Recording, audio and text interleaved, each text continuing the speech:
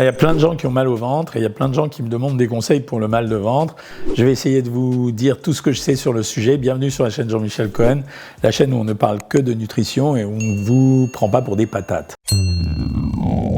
Masterclass, menu personnalisé, suivi diététique individualisé. Rendez-vous sur le site docteur.jeanmichelcohen.fr.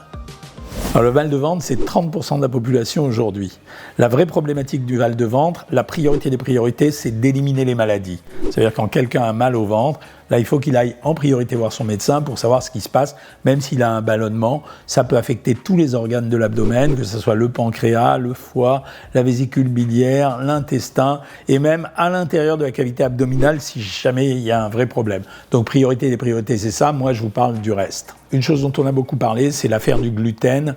À un moment donné, tout le monde a été allergique ou susceptible au gluten et on a pensé que il suffisait d'arrêter le gluten pour supprimer le mal de ventre. Et en fait, on se rend compte que les gens qui ont arrêté le gluten, ils digèrent peut-être mieux, ils se sentent peut-être un peu mieux, mais ça n'a pas réglé complètement le problème.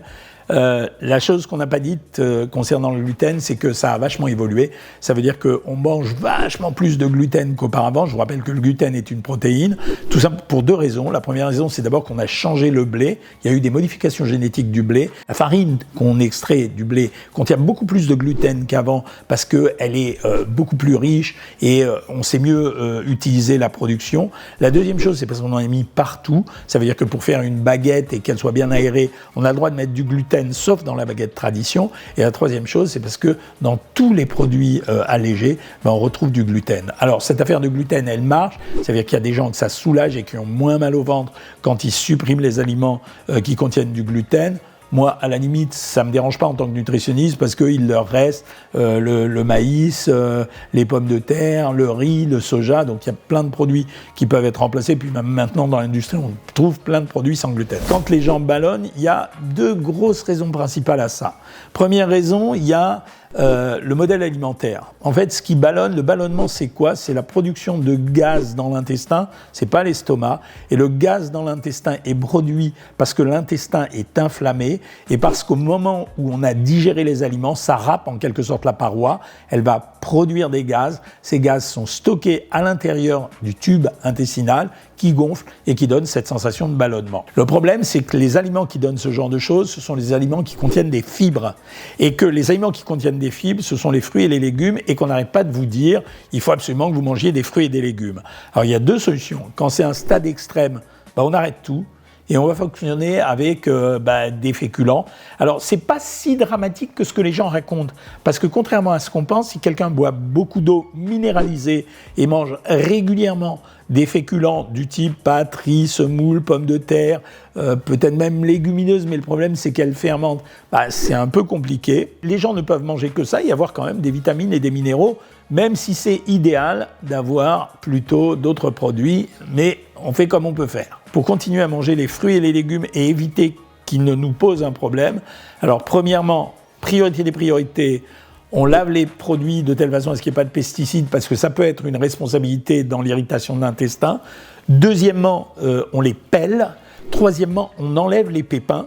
Et quatrièmement, on les passe en purée, mais vraiment en purée fine. Autrement dit, j'arrête de manger des crudités le midi, je vais manger un potage ou un velouté, mais vraiment, il faudra qu'il n'y ait ni graines ni peau, mais les fibres ont été déjà préalablement cassées. Pareil pour les légumes, je vais les manger sous forme de purée de légumes. Et pareil pour les fruits, je vais les manger en compote de fruits. Je ne prendrai pas de pain frais à ce moment-là, je prendrai des biscottes ou bien du pain rassis. Après, je vais compléter ça en essayant d'éliminer les facteurs qui peuvent irriter l'intestin. Et en priorité, il y en a deux. Il y a l'alcool, pardon les amis.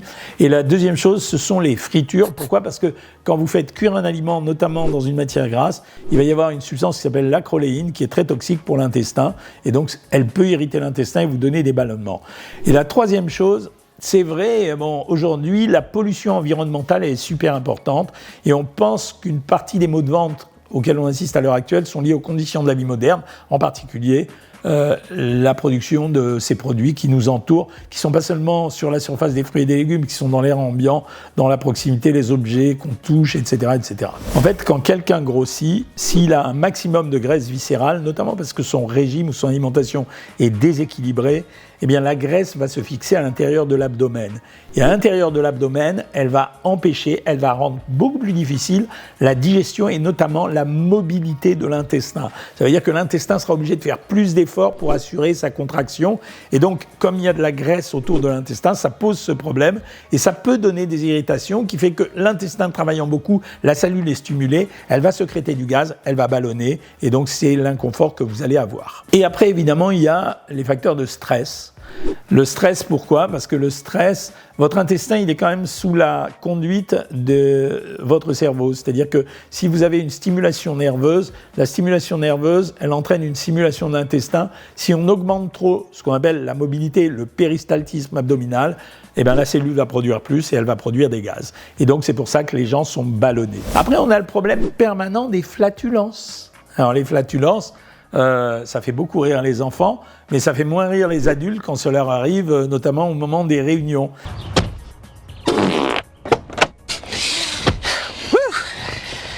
You guys meet? Greg, Janice? We sure did.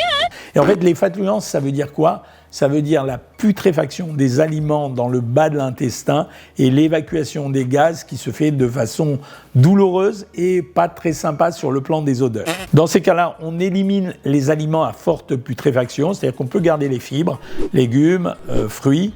On va jamais prendre de légumineuses, on prend plus du pain frais et c'est peut-être une des indications au régime sans gluten.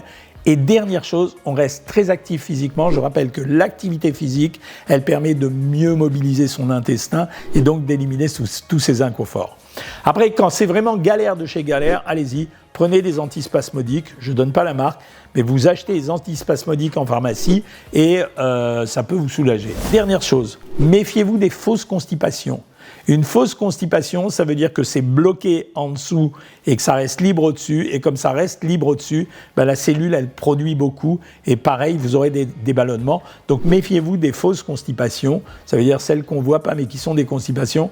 Et ça, vous les traitez en buvant beaucoup d'eau, en vous achetant du psyllia, en mangeant plus de fruits et de légumes. Et éventuellement, si vous avez besoin, en utilisant les produits qu'on trouve en pharmacie. Voilà ce que j'avais à vous raconter sur le sujet. Si vous avez aimé, vous likez, vous partagez, commentaires, critiques, faites ce que vous voulez. Donnez-moi des suggestions de vidéos et moi je vous dis à bientôt les amis.